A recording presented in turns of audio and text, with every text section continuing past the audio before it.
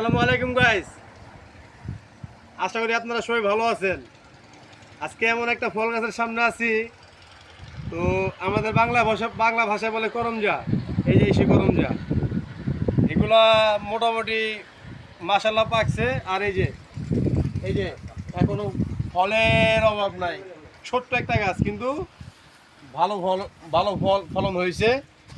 আর দ্বিতীয়ত এই ফলটা এখনো পুরোপুরি পাকে নেই, পাকলে মাশাআল্লাহ খুব টক, মানে টক তো অবশ্যই, মিষ্টি না এটা। আসলে আমি দুইটা খাইছি, এই দেখেন আপনাদের সামনে আমি আরো একটা খাই দেখাইতেছি। এই যে দেখেন ভিতরে কি লাল, গাছটা কার রক্তের মতো লাল। একটু দেখো, গাছের মালিকটার একটু দিল। বাহ, তবে গ্রামটা সেই। ওকে, টক ফল খাইতে অনেক মজা।